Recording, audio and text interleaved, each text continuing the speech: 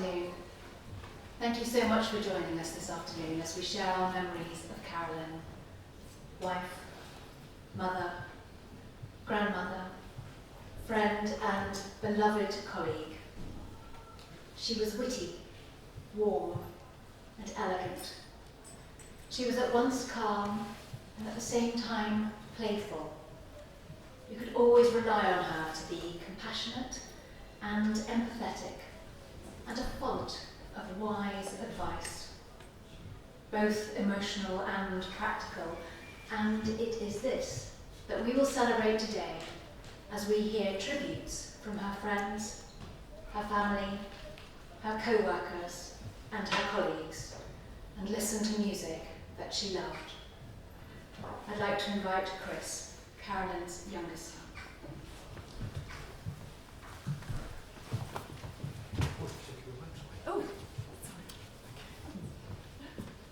Hello everybody. Thank you for coming. The Actors Benevolent Fund, the Citizens Advice Bureau, the Sexual Health Clinic, teaching. We've been absolutely inundated with stories about how much my mum has helped people and changed their lives over the years. I mean, to me she was just the one who would, on an occasion like this, be warning me not to have too much to drink or reminding me to let other people get in a word in their trays. Luckily I have my wife for that now. But to everyone else, to be hearing all these genuine real life stories, people like Michael, Lauren, Leah, Sam, getting in touch and saying such amazing things, such real life examples of how and why she helped them and what an impact it had had on them, how many lives she touched. It's been a bit like trying to plan a memorial for Clark Kent and then suddenly finding out all about this Superman stuff that he'd been doing behind the scenes without you knowing about it. My mum was an incredible woman, but she didn't like to shout about it. She didn't like people to make a fuss. When I was at the Yoko Ono exhibition at the Tate Modern recently, there was an interactive exhibit where Yoko was encouraging everyone to write something about their mum on a piece of paper and stick it up on the wall with loads of other bits of paper with things written on them about their mums. I read a few of the sort of schmaltzy greetings cards, messages everyone had done. She was my best friend, mum in a million. And I just thought, God, my mum would be absolutely mortified if she knew I'd written something like that about her on the walls of the gallery for everyone to see. So that's what I wrote. My mum would be absolutely mortified if she knew I'd written something here. And I stuck it up there. My mum didn't like a fuss. She was from Yorkshire. But you probably know that already. How do you know if someone's from Yorkshire? Because what did you tell me? That's how. My mum's cousin / niece, Gillian, told me the other week that my mum used to go to elocution lessons when she was little.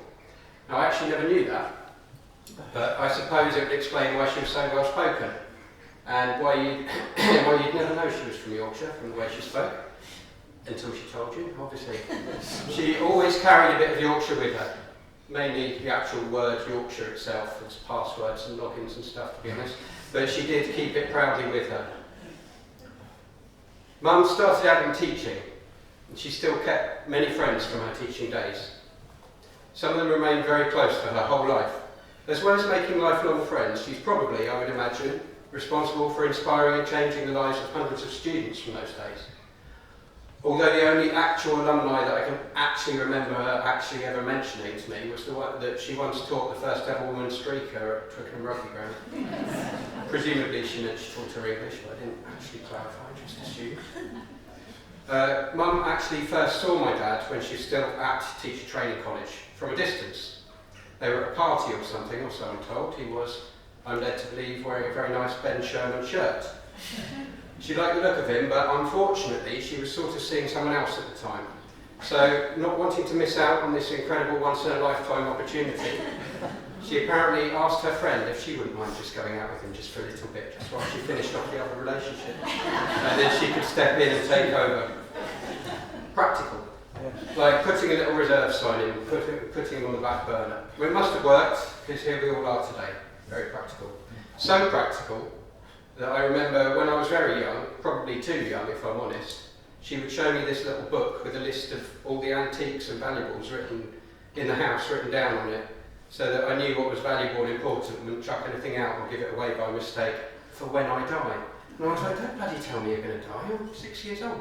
But it's okay, she didn't die, she lived a long and happy life, spending 20 years working for the Citizens Advice Bureau, where she helped mentor a series of young people, some of whom are here today, older, obviously, and then continuing to help people with her knowledge and empathy in various other roles right up to the end. And yes, the Little Antiques book has been kept up to date, and yes, I do know where it is, don't worry. My mum and dad shared the same taste in art and architecture and antiques, and it's been lovely to see them both growing older together and sharing these passions, visiting places together, buying each other art or antiques as presents, and then writing them down in a little book for when they die. But she did have impeccable style and taste, and my dad and my brother and I have tried really hard to make sure today is tasteful, eclectic and calm, and exactly how she would have wanted it. I'd like to think we've succeeded, but I'm sure there's bound to be something we've overlooked or got wrong. She's very good with advice, as you know. Very good with advice. Honestly, I don't know how my dad's going to possibly be able to drive anywhere now that she's not there to point out all the red lights that he's already noticed. My memories of my mum.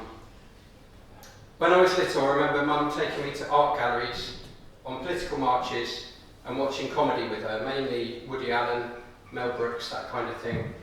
It must have all gone in because I'd made a bit of a career out of doing satirical political art. I like to think she was proud of me for that.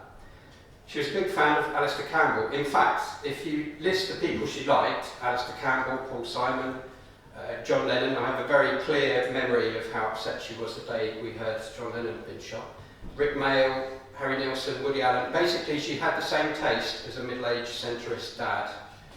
Anyway, Alistair Campbell, I don't think anything I've ever done impressed my mum as much as when Campbell first told me that he was a big fan of my work. So I told him that my mum was a big fan of him. And from that moment on, every time I did a good front cover design or whatever, he would say, "Tell your mum I think it's great," or something like that. And it became a bit of a running joke between us. I think she loved it. I'd screenshot them all and send them to her. And then when I eventually booked him as a guest on a podcast we were doing at work, he asked after her. And this was just after Mum's diagnosis, so I unfortunately had to tell him she'd been a bit unwell. And whether you like him or not, he offered to record her a little get well video, which I then sent to her.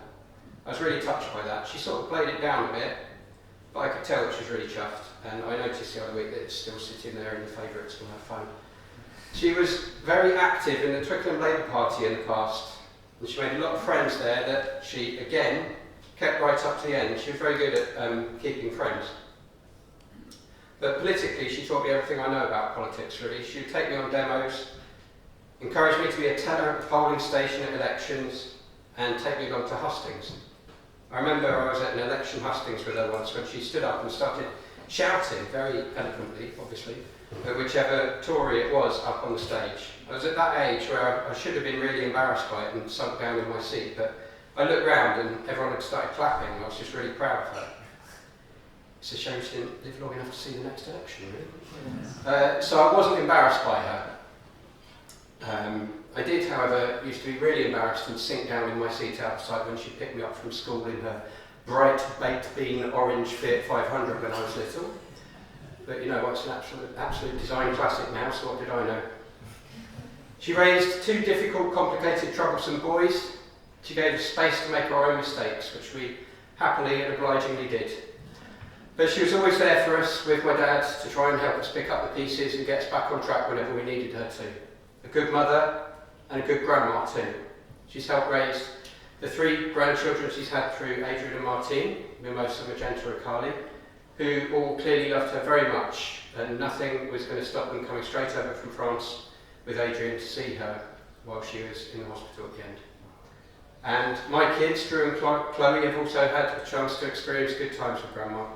Our son Drew seems to have inherited her love of gardening, and our daughter Chloe is actually very good at giving advice if anyone wants any. One of the last places my mum and dad visited together before she died was the lovely Petersham nurseries just down the road from here. They bought 3 little plants which Mum hadn't got round to planting yet, so Dad said it would be nice if my nieces took one each back to France with them, which I'm assuming is still allowed after Brexit, but whatever, they did it. One of the last things my mum said to my dad before she died actually was, "Don't forget to water the plants." And don't worry, Mum, he hasn't forgotten yet. I think that was quite poignant. much more poignant than the last thing she said to Dad before going under anaesthetic for an operation on a previous occasion, which was don't forget to clean behind the toilet. Not quite so poignant, but I'll make sure he remembers that too. It's going to be very strange not having you around, Mum. You're always there to answer my questions. If ever we were confused about something legal or house related or work related or whatever really, I'd always say to my wife Amy, look, I know I always say this, but you should ask my mum. She'll know, and she normally did. And as I say, I've since found out I wasn't alone. Thousands of people were in the same boat asking my super mum for advice. But you've done your bit now, Mum, so thanks, I'll have to ask someone else now. But my mum was also a very funny person, either in appreciating humour or just being funny herself. The members of her beloved book group, most of whom I think are here today, said to me that even right up to their last meeting just before she died, she had them in absolute stitches, even if they couldn't quite remember why. And even my friends have been reminiscing about funny things she said or did when we were younger. I don't know this story. One of my old colleagues actually reminded me of something I told her once about my mum that had made her absolutely wet herself laughing.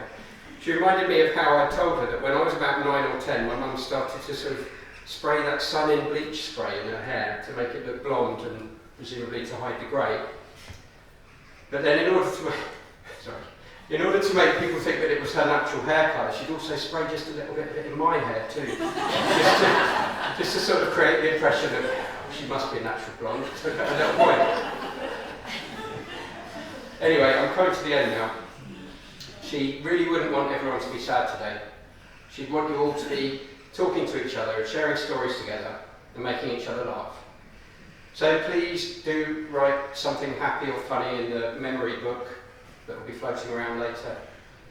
We're really pleased so many of you have come along, and we'd really like to hear some more of the secret adventures of Supermum.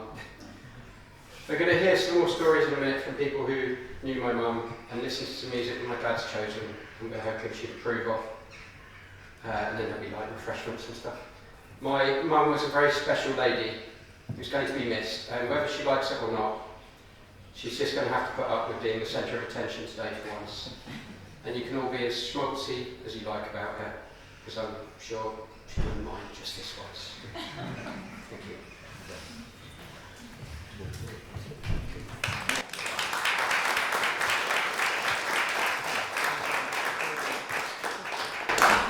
Thank you very much.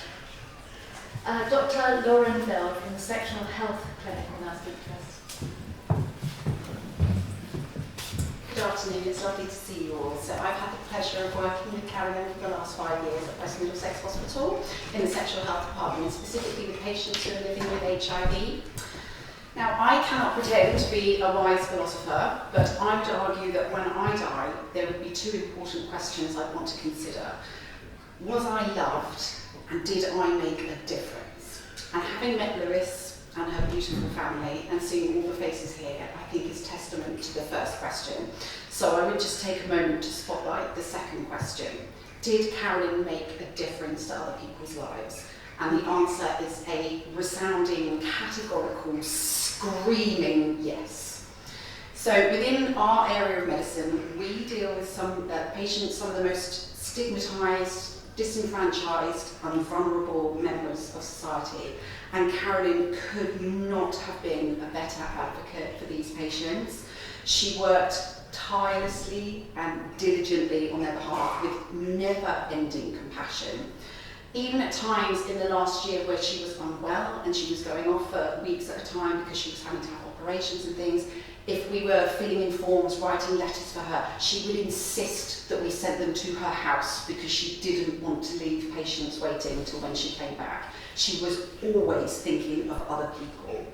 She was unbelievably patient. She would sit for hours helping patients fill in benefit forms via language line in other languages, like the sort of thing that most people would not be able to do. She would just tolerate and do with compassion. And I think it's quite telling that the first 3 patients that we had to tell of Carolyn's unfortunate passing were inconsolable. That's how important she was to them. If there is such a thing as angels on earth, I am quite sure that Carolyn was amongst their ranks, to be honest, combining her enduring work ethic with absolute grace and humility. As we've just heard, she never made a fuss about anything. She was just quietly getting on with it. And it must be said, was always immaculately turned out, with an energy that defied her age, an endearing wittiness, and actually quite cheeky sense of humour that was almost unexpected when you first met her.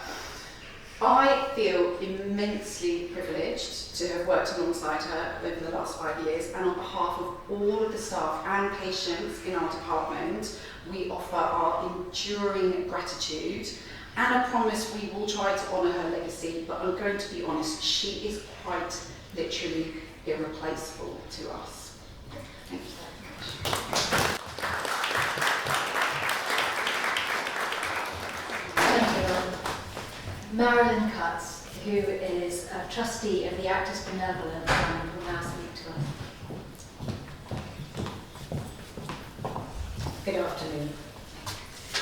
Carolyn was Welfare and Benefits Officer at the Actors Benevolent Fund for many years, a role demanding a range of skills, including a sympathetic manner, willingness to travel, a comprehensive knowledge of the benefit system, and last but not least, the ability to deal sympathetically with stage managers, actors, and actresses. The ABF received many letters and emails after Carolyn's death was announced, and I'd like to share a selection of them now to give you a taste of the work she did and how it was received. My aunt had suffered many years of illness due to diabetes, and in her last years was housebound and struggling financially. As her family, we helped her as much as she allowed us to, but it wasn't enough. I persuaded her to ask Carolyn to visit, and I'm so glad that she did. Carolyn made it clear that she wasn't applying for all the benefits she was eligible for. Carolyn was gentle and authoritative at the same time, and from that meeting, my aunt's life was transformed. Here's another. I recall with much fondness when she came over to Gloucester to visit me. I lived just up the road from where Laurie Lee used to live. My mother nursed both him and his wife. Carolyn was fascinated and desperately wanted to see their old house and have a drink in the Woolpack, the local pub he was so passionate about. Not all these relationships were conducted face to face. I knew Carolyn only by her voice, as our relationship was conducted on the telephone. My last conversation with the delightful, lively, witty, warm, efficient Carolyn was last summer, when I was arranging a trip to New Zealand to meet my baby granddaughter for the first time. Talking to Carolyn was like talking to a chum. We laughed and got excited about the forthcoming trip, and she suddenly remembered a fund for beneficiaries that included holidays. Suffice it to say, after a few days had passed, she got back to me, giving me the news that she had managed to get a sizable sum of money to assist with my considerable expenses. And this. Carolyn was the first person we met from the ABF. She gave us our dignity. She came to our home on her 70th birthday to help us fill out wretched forms at a time when we were reeling, in shock, terrified. She was soothing, playful, on our side, as well as elegant and beautiful. We shared our cake, and she showed no hurry to leave. And lastly, she was a lovely, lovely person who always made me feel supported, listened to, and was a fountain of wise advice. I last heard from her late last year, I think, and she said, "I'm retiring." "What? Why?" And she said, "Well, the powers that be think it's a good idea, and I am 80 now." I couldn't believe it. Well, neither could we when we found out. I think one gets a sense from these extracts of the way Carolyn could turn a telephone call or a visit about forms and funding into a positive treat. What a gift. But it wasn't only the way Carolyn helped beneficiaries that will be remembered. Part of her work was to guide us trustees, advising on the kind of support that might be suitable for someone, the level of financial help they needed, or if another organisation might be better suited to their requirements. This, coupled with her exhaustive knowledge of the benefits system, meant that with Carolyn's guidance, trustees could arrive at an informed solution for each individual. Due diligence with a human touch. Here are some of the comments received from former and current trustees. I don't know what we'd have done without her. Her reports on the beneficiaries were clear, comprehensive and thorough, and above all, enabled us to decide how much help each person needed. And this. During my time as a trustee, and prior to this, during my late wife's service as a trustee, Carolyn was always incredibly highly regarded and respected for her wonderful, caring and extraordinarily dedicated work for the beneficiaries. And lastly, Carolyn took such care of me when I was a beneficiary. I was still tender from surgery and a difficult diagnosis, but her kindness and practicality were a real support. I subsequently became a trustee of the ABF, and I then understood from the charity's perspective just how much she was valued and trusted by the staff and the council alike. The ABF was very fortunate to have her on its staff for so long. I couldn't have put it better myself.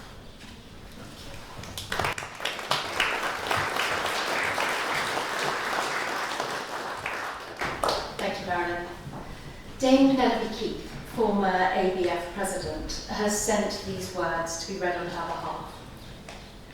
Carolyn joined the ABF on the 1st of February 2005, and it didn't take long for us, the members of the council, to realise that we had acquired a gem.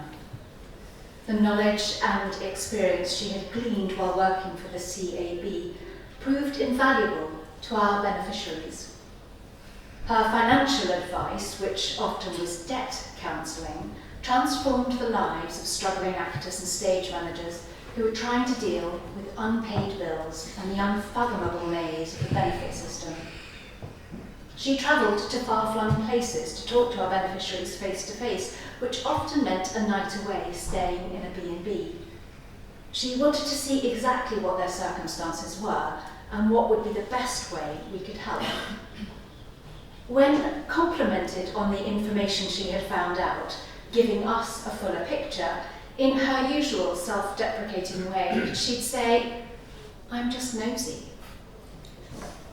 Her wise counsel, wealth of experience and sense of humour made Carolyn a valuable and much-loved friend to our beneficiaries and a treasured member of staff at the ABF. We are so grateful for her years of dedication. In addition to this outpouring of affection, I've been reliably informed that the ABF and the Royal Theatrical Fund will host a special choir concert to honour Carolyn later this year. We're now going to listen to a piece of music important to Lou and to her, the Adagio in D minor by J.S. Bach.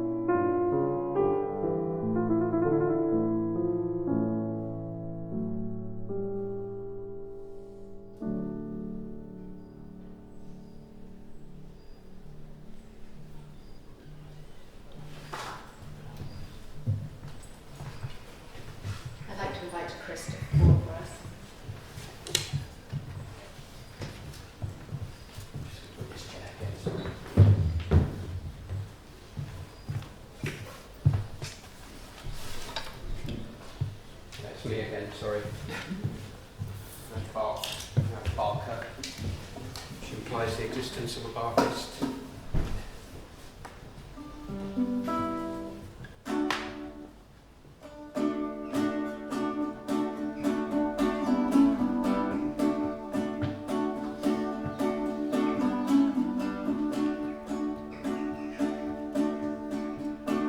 Mississippi Delta was shining like a national guitar.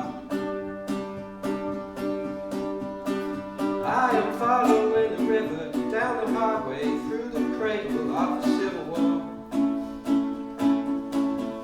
I'm going to Graceland, Graceland, Memphis, Tennessee. I'm going to Graceland.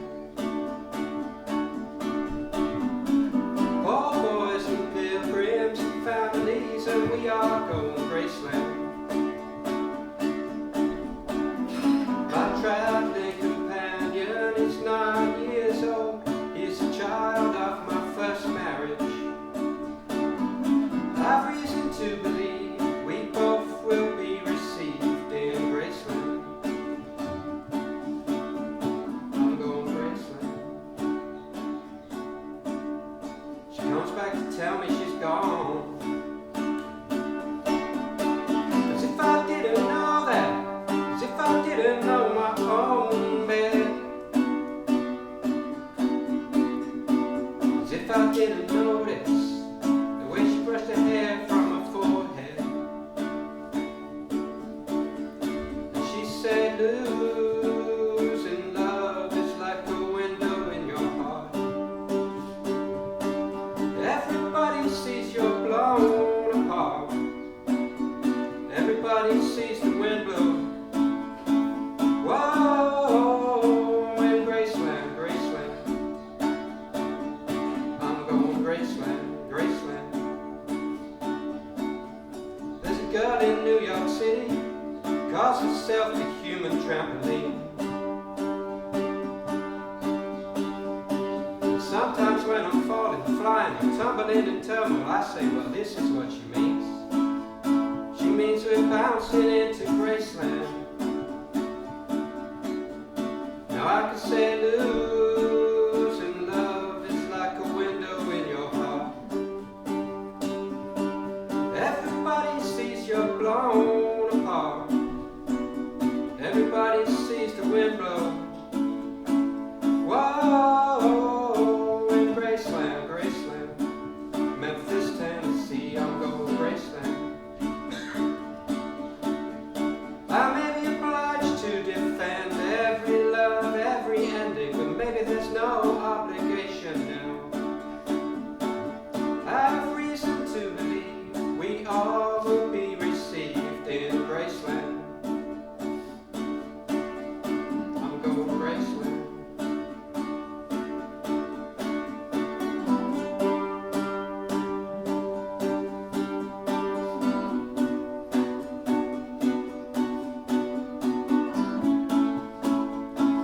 Whoa, in Graceland, Graceland.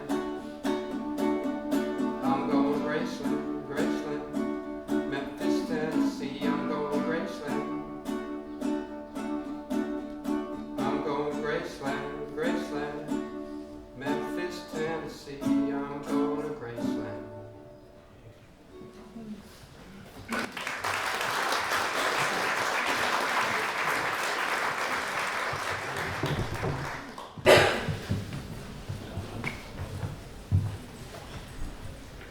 Thank you very much, Chris. Paula Cook.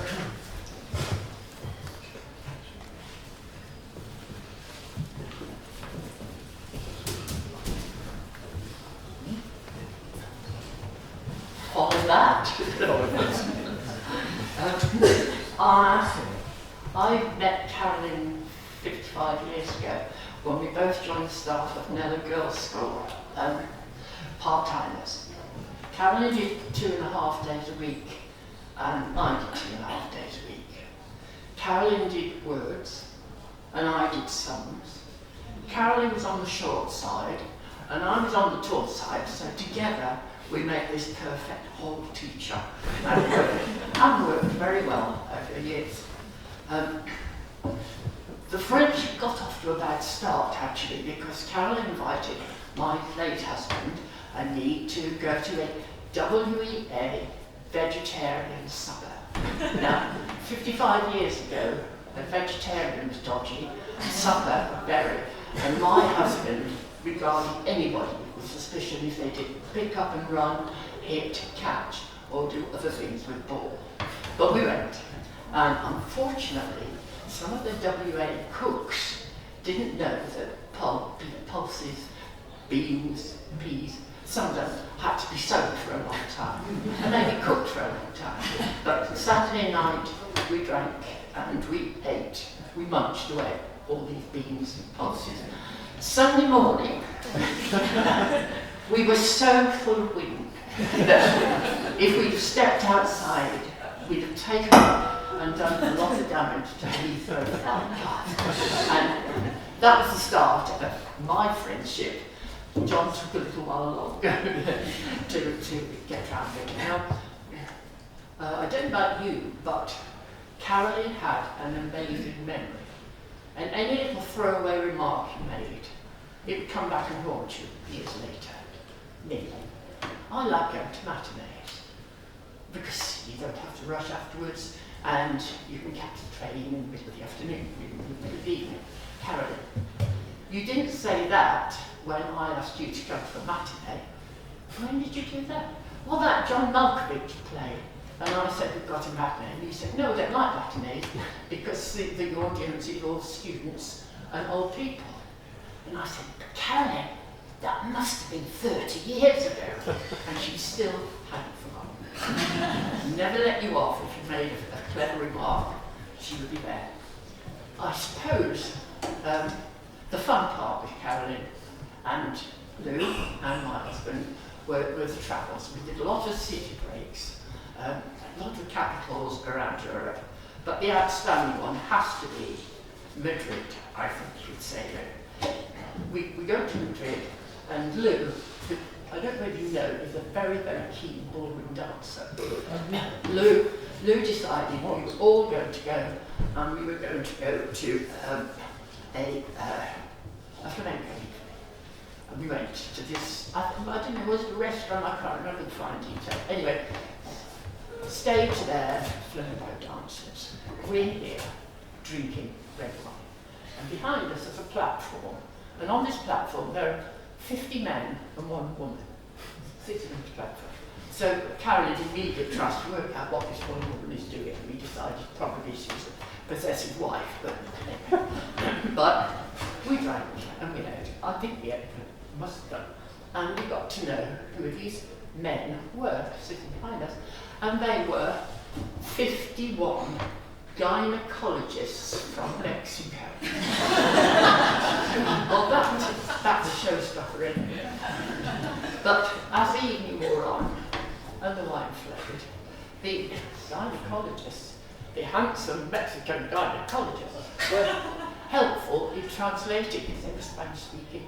And so as the dancing got hotter and there was and the gynecologists were starting to translate for us. Now imagine, Carolyn and me, and these men are leaning together saying, if I don't sleep with you tonight, I shall die.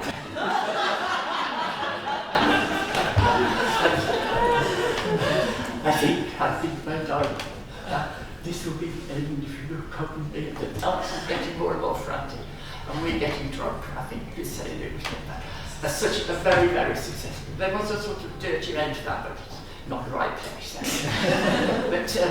But that was sort of, you were talking a little about what fun she was, and that was the fun. She was definitely up for fun.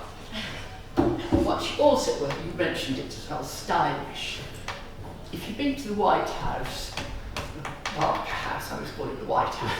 If you've been to lunch at the White House, you go into this gorgeous dining room, white curtains, white room, white table, white chairs, white china, white tablecloth, always ironed, white napkin.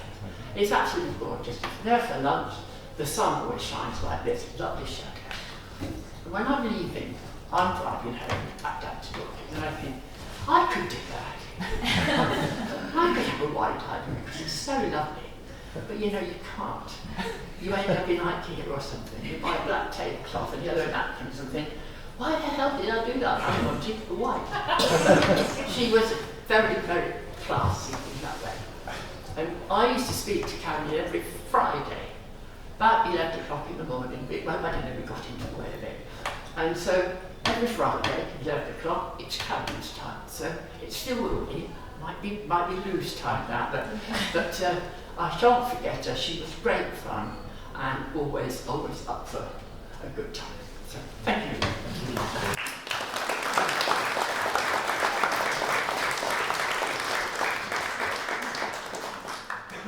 Thank you, Paula. I'm going to hand over now to the book group.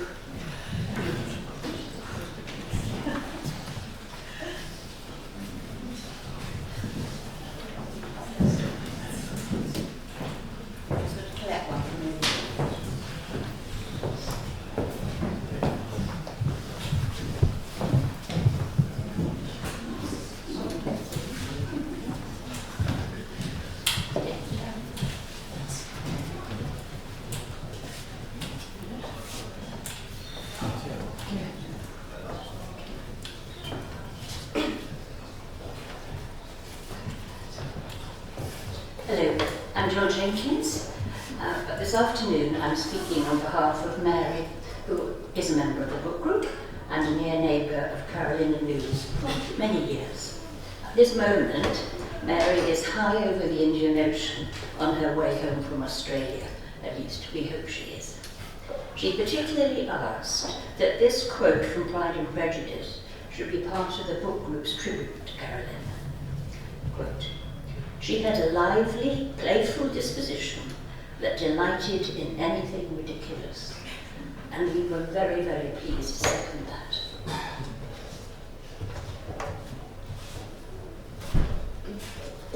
We will never fill the Carolyn gap in our book group.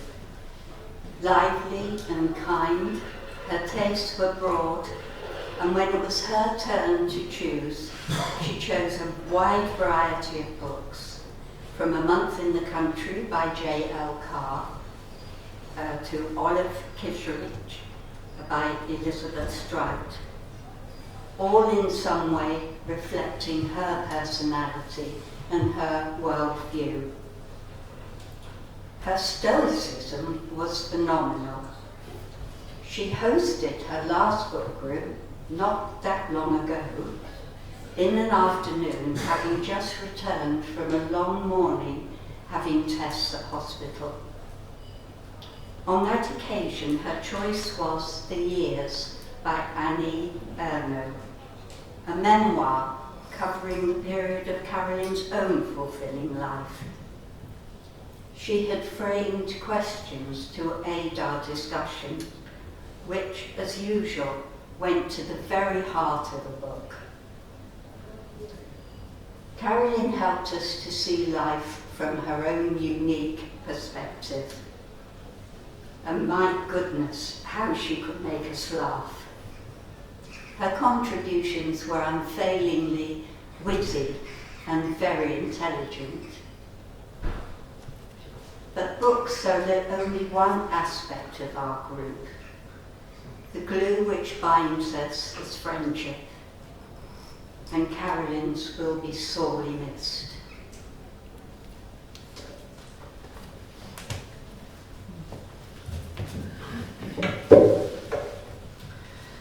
When to sessions of sweet silent thought I summon up remembrance of things past, I sigh the lack of many a thing I sought, and with old woes new wail my dear time's waste. Then can I drown an eye unused to flow, for precious friends hid in death's dateless night, and weep afresh love's long since cancelled woe, and moan the expense of many vanished sight. Then can I grieve for grievances foregone, and heavily from woe to woe tell o'er the sad account of fore bemoaned moan, which I knew pay, as if not paid before. But if the while I think on thee, dear friend, all losses are restored and sorrows end.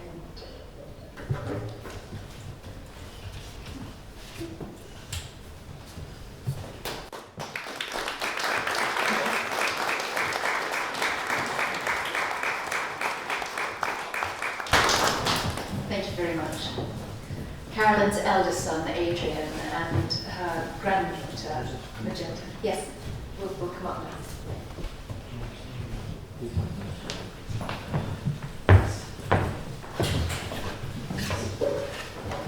Hello everybody. Okay, so there's quite a lot to get through, so I'm going to be brief. I'd like to say especially thank you to you all for coming, and a big thanks to Lou and Chris who've organised such a splendid ceremony. Really, I haven't been able to participate, live in France, but good job. Brilliant. Got the weather sorted, everything. Nice job. My professional life's been performing arts with music and circus arts and clowning. No red nose today. Over the years, I've played some quite prestigious spaces, from the original Marquee Club in Wardour Street, Royal Albert Hall, and twice. But I've got to say, this is actually the most difficult gig I've ever done. Yeah. First, I've been asked by the book group to read Ithaca. There's a lovely recording by Sean Connery. If any of you have heard it, I'm not going to try and channel Sean Connery today, but I'm going to try and do justice to what is one of Mum's favourite texts.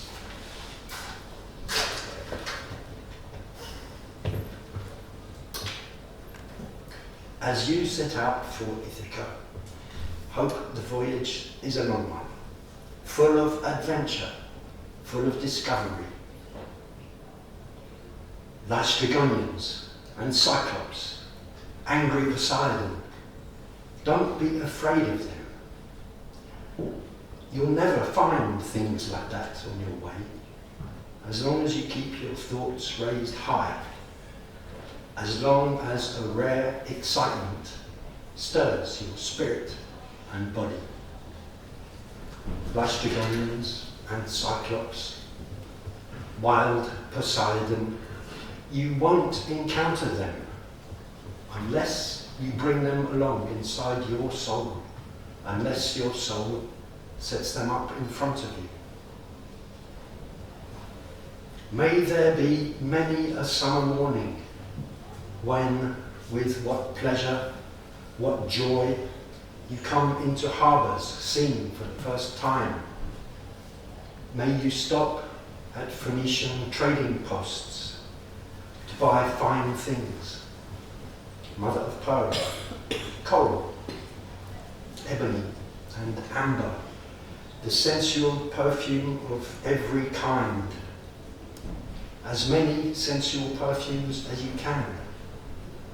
And may you visit many Egyptian cities to gather stores of knowledge from their scholars. Keep Ithaca always in your mind. Arriving there is what you are destined for. But do not hurry the journey at all. Better if it lasts for years. So you are old by the time you reach the island, wealthy with all you have gained on the way, not expecting Ithaca to make you rich. Ithaca gave you the marvellous journey. Without her, you would not have set out. She has nothing left to give you now. And if you find her poor, Ithaca won't have fooled you, wise as you would have become, so full of experience, you will have understood by then what these Ithacas mean. That was written in 1911 by Constantine Cleverfield. A beautiful choice.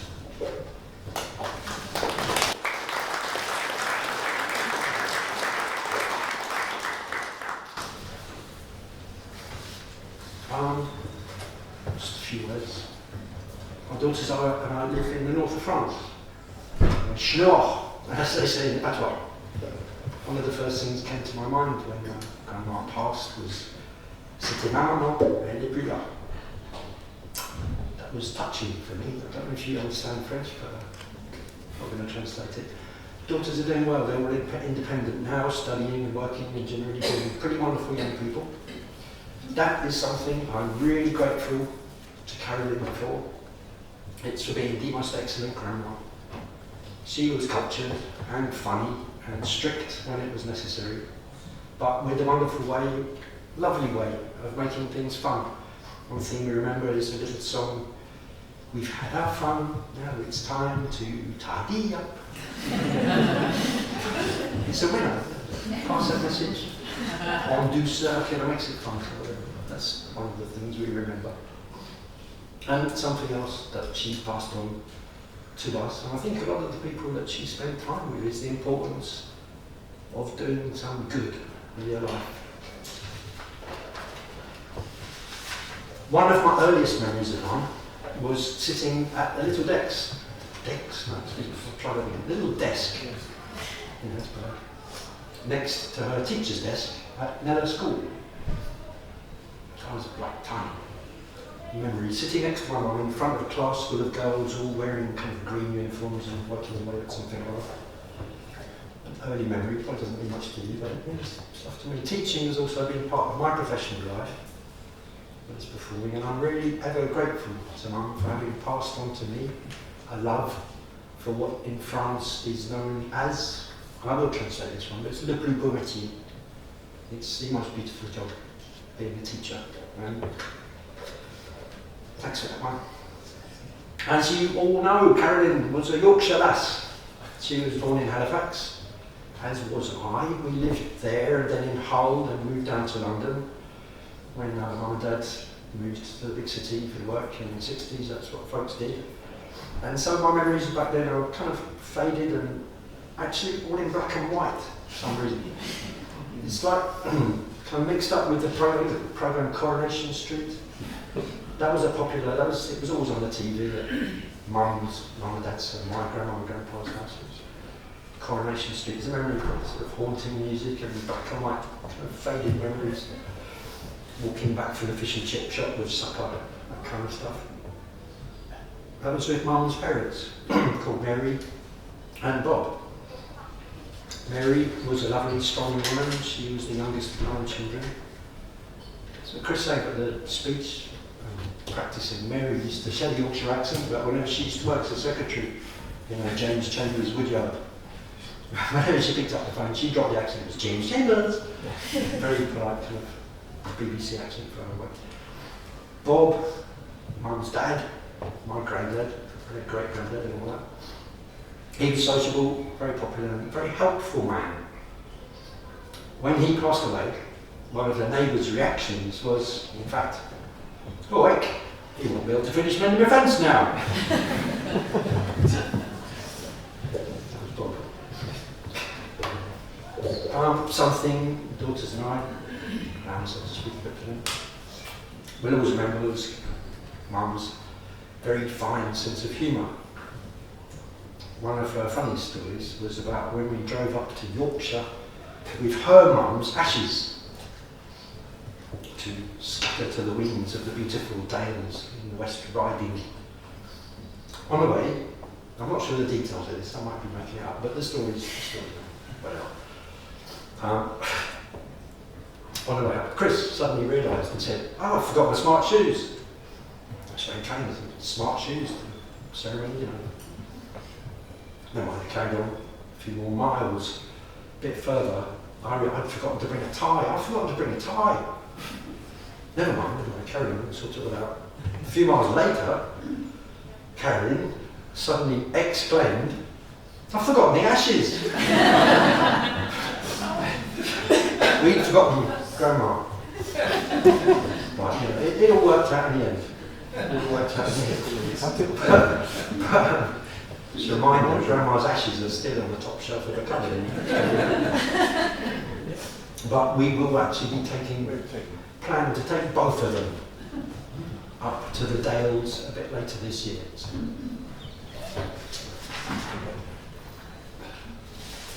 Anyway, I said I was going to keep this short, but I just wanted to say, particularly, Chris has touched on the political stuff. I do remember outside a polling station doing little sketches for WEA brochure, and it's interesting to have made a way of political life, and I think it's very important. Yeah, I wasn't going to keep it short, but I just want to say it's amazing that Carolyn was still working at 80 years old. It's pretty amazing, really. And still giving her energy to help other people. I think there's a beautiful irony in the fact that she was actually working part-time and sometimes from home, advising and sorting out problems for patients at the hospital where she herself ended up spending her last few hours. Anyway, I'll come repeating something Chris said, but even with her full and busy life, whenever I needed her for a chat or a moan or some advice on something or other, she was always there for me, and I'd like to think that she always will be. I'd like to think, can I finish this bit, text thing, whatever I'm reading, with a thought for my dad, for Lewis.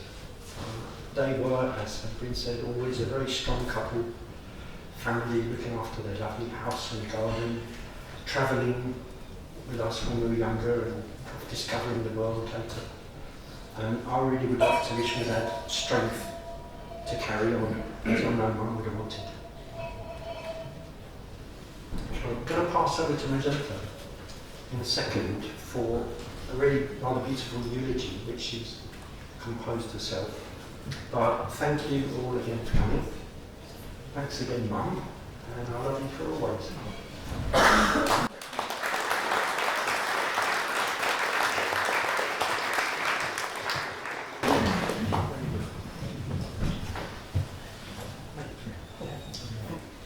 Bonjour. If we could turn back the pages of time, I would have loved to spend more time with my grandma. She was like the intriguing, nicely shaped book far up the shelf, wearing an ancient classic armor. And when we would open it, we would laugh out loud reading the office anecdotes at the bottom of the page. Amazed about the carefully drawn illustrations, impressed by the charismatic authority of the narration. The details are the most important, because every single one is cherished. The story? Well, it's about her life. About a childhood surrounded by a loved one. A career focused on helping others. It's about the gentle sunlight at dawn, appearing on her exotic-looking flowers. In her peaceful garden, in the middle of a great city. It's filled with tea. Sorry. It's filled with tea, accompanied with a drop of milk, surrounded by British biscuits, quietly eaten. It sounds like a strict but calm whisper now, while her granddaughter laughs in their dad's old bedroom at night time. It's meals that last forever because she always took her time to finish her plate, while we were craving for the dessert Grandpa prepared. This book, her book, is all about making pauses in life. Appreciating the little things that makes her smirk, taking the time to live. I first wanted to write a speech as a lawyer. She always said that could be a great one. Maybe because I like arguing so much about not finishing my food, or maybe because I'm a bit stubborn, but just between us, I think I got that from her. Anyway, I wanted to defend my client, wrongly taken by God. And I've prepared a list of witnesses who would have been glad to come and talk about how caring she was, as a grandmother, as a mom, as a daughter, as a wife. How having her with us on this earth was a greater good for everyone. I would have taken you, the audience, as judges. I would have shown you the proofs. From the very first letters she wrote to us when we were only newborns, my sisters and I, to the last thing she ever bought, 3 white martin flowers, one for each of us. But there was nothing to prove, no point in holding a trial, since she is still here with us, in every single detail.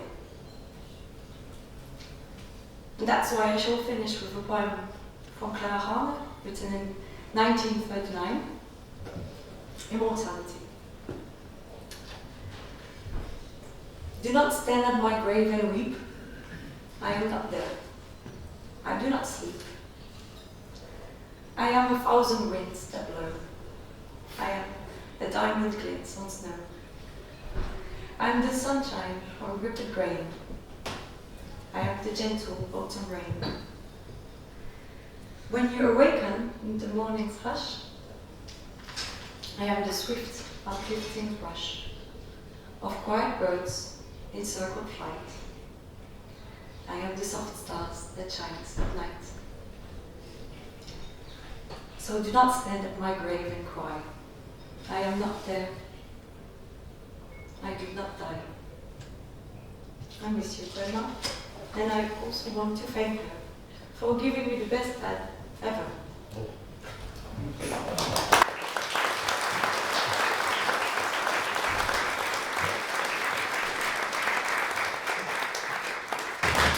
Thank you, Judge Adrian. We're now going to listen to Solace by Scott Joplin.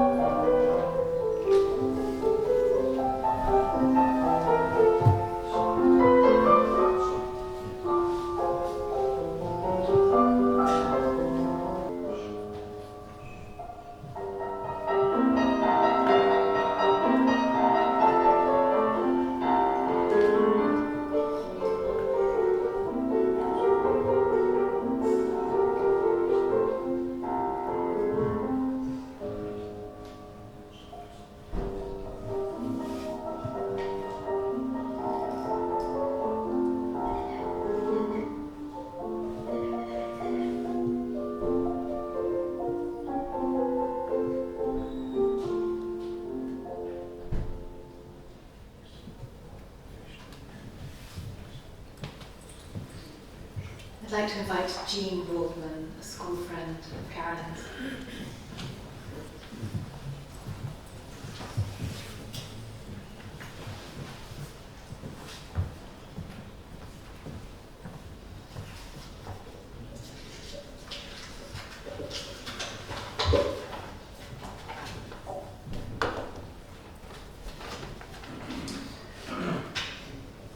Carolyn and I were brought up in Halifax, high up on the Pembroke in West Yorkshire.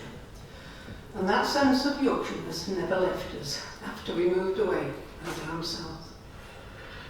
And I remember Yorkshireness has already been mentioned here, so clearly it was strong. We were together in the same class from starting junior school age 7 to passing the 11th class and moving on to grammar school until we left after A-levels as 18-year-olds. We lived a short walk from each other and were both only children, which I think played a part in our friendship and how much time out of school we spent together. So much of what I remember of Carolyn now were things I warmed to in those early days. Most importantly, the amount of time that we spent laughing. She was always up for new adventures out of school, riding our bikes to explore the local countryside, much time being spent sailing down breathtakingly steep hills and then pushing the bikes back up again. We had other more cerebral interests too. From junior school, we were keen stamp collectors, meeting on Saturdays to spend our pocket money in the stamp shop in Halifax. When we learned there was a stamp club in town, Carolyn insisted that we should join, and we became the only girl members of the Halifax Junior Philatelic Society, meeting at the YMCA every Saturday evening to look at stamps. None of these activities were supervised or monitored by our wonderfully tolerant parents. As we reached our teens, our activities took us outside Halifax, foreign exchange trips to Germany and Holland, youth hustling with our class friends lacking virtually all suitable equipment and clothes, school trips to the theatre in Leeds and Manchester, and more. All involved huge amounts of fun and laughter. Around this time, Carolyn developed her own distinctive sense of style, which has been mentioned here. Elegant and neat and individual, which included her clothes, her hair, her handwriting and more. One half-term break, aged 13, we sat in Carolyn's bedroom, which I enviously observed was newly kitted out with trendy G-plan furniture, and started to plan for our future. This was to begin with, at some vague point, sharing a double-bed sitting room, which was a term we'd recently become familiar with. From there, we would launch our working lives. We decided to save 2 shillings a month each towards the cost of furnishing this room. She was Carolyn Cruddis, and I was Jean Wadsworth, and so the Cruddyworth Careers Fund was born. It was United Nations Day, October the 24th, and we planned to celebrate this every year. The plan lasted for about 3 months, at which point we cashed in. Even at that point, Carolyn's wish to create her future, always with humour and wit, her interest in people and sharp powers of observation, was very much a part of her, and continued to be so. I already miss her immensely, but I'm lucky to have been friends for such a long time and have such a rich store of memories.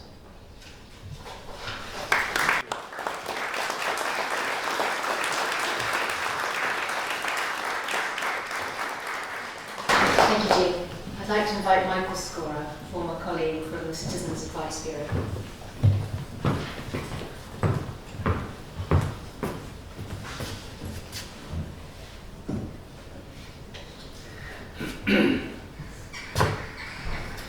In the autumn of 1985, feeling I ought to do something useful with my life, I walked into what looked like a mobile classroom in a car park in Hounslow, which served as the local Citizens Advice Bureau.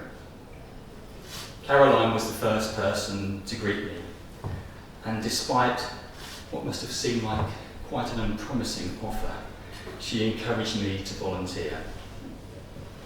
I had moved to London with my then girlfriend. She left me. And for a while I think I was quite lost and a little rudderless. Carolyn came to my house with some soup and a few wise words of comfort. At the CAB she guided and supported me, and perhaps most importantly, believed in me, encouraged me and showed faith in me. And she did all of that in such a gentle and unobtrusive way that I almost didn't notice it. Caroline's kindness was selfless and from the heart.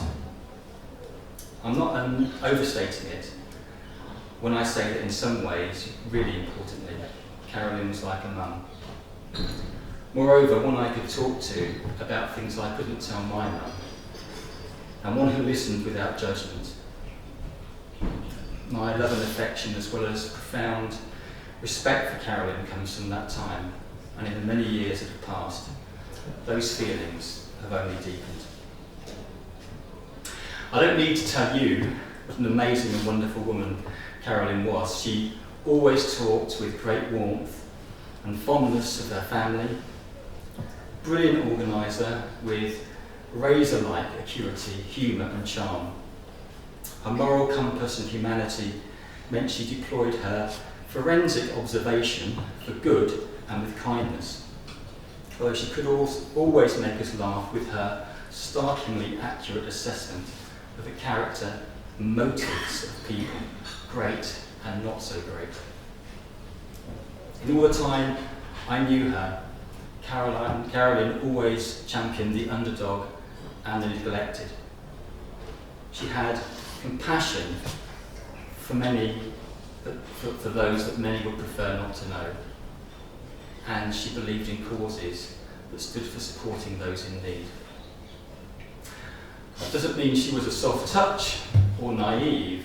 She saw straight through artifice or deception and expected everyone to make the effort they could. Every year we decamped to the West Sussex countryside for the day, to the wonderful home and garden of one of the Hounslow CAB volunteers. Carolyn's organising skills somehow had us rounded up and travelling to the village of Graffham often in a minibus that Carolyn somehow arranged to be free as a community benefit exercise. Chief amongst the day's activities was the annual prize giving ceremony led by Carolyn, comprising a number of interesting and unusual categories. The winners, which turned out to be everyone at some time, usually received an obscure second-hand book on a rarefied topic. Carolyn cheered us and buoyed us with kind words and a small gift. The magic was the lack of solemnity. Instead, we were all in on the gentle humour that this wasn't entirely serious, but like many things said in jest, Carolyn's funny categories enabled her to speak with kindness, a truth without embarrassing or drawing unwanted attention to any of the recipients. She was a natural genius of empathy and understanding how humans work. When I think of Carolyn now, I think of a smart, conviction-driven woman, self-deprecating, funny, generous, a uniquely wonderful human. She would probably say, no, I'm not, I'm just doing my bit, and that might be what any of us can do. But in Carolyn's case, what a bit. My life is better for having known her, and I could never thank her enough.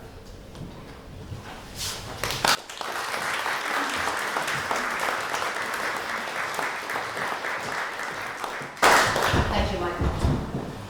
We've reached the end of our time together, formally celebrating Carolyn's great achievements. It's hard to think of her intelligence, wit, eloquence and indomitable commitment to making the world a better place being gone from us.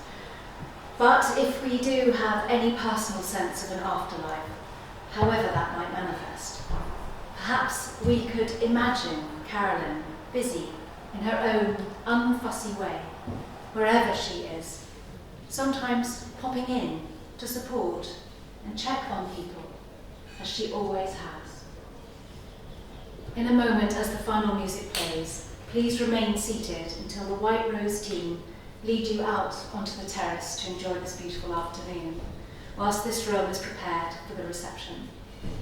In the meantime, I ask you to turn and watch a video tribute and film clip in the back of the room.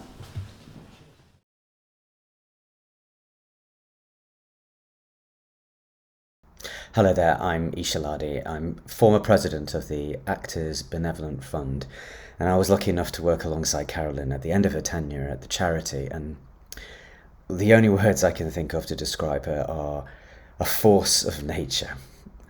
She was an incredible person to work alongside. This force that she was indefatigable, unceasingly kind and clear-minded. Her empathy for the beneficiaries and her colleagues alike was endless, and I deeply respected her input, her support and her wealth of knowledge about our sector, about actors and stage managers and the whole theatrical sector in general.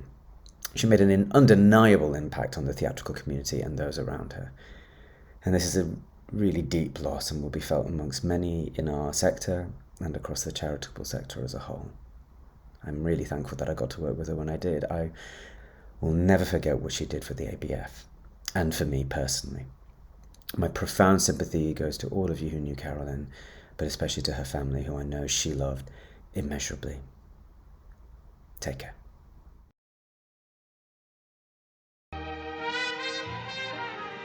Gosh, you really went through a crisis, you know that? How did you get over it? I mean, when I ran into you, you seemed just perfectly fine. Well, you seem fine now. Well, I'll tell you, one day about a month ago, I really hit bottom. You know, I just felt that in a godless universe, I didn't want to go on living. Now, I happen to own this rifle, which I loaded, believe it or not, and pressed it to my forehead. And I remember thinking at the time, I'm going to kill myself. Then I thought, what if I'm wrong? What if there is a God? I mean, after all, nobody really knows that. But then I thought, no, you know, maybe is not good enough. I want certainty or nothing. And I remember very clearly the clock was ticking, and I was sitting there, frozen, with the gun to my head, debating whether to shoot. All of a sudden, the gun went off. I had been so tense, my finger had squeezed the trigger inadvertently. But I was perspiring so much, the gun had slid off my forehead and missed me. And suddenly, neighbors were pounding on the door, and I don't know, the whole scene was just pandemonium. And, you know, and I ran to the door. I didn't know what to say. You know, I was embarrassed and confused, and my mind was racing a mile a minute. And I just knew one thing. I had to get out of that house. I had to just get out in the fresh air and clear my head. And I remember very clearly, I walked the streets. I walked and I walked. I didn't know what was going through my mind. It all seemed so violent and unreal to me. And I wandered for a long time on the Upper West Side, you know, and it must have been hours. You know, my feet hurt, my head was pounding, and I had to sit down. I went into a movie house. I didn't know what was playing or anything. I just needed a moment to gather my thoughts and be logical and put the world back into rational perspective.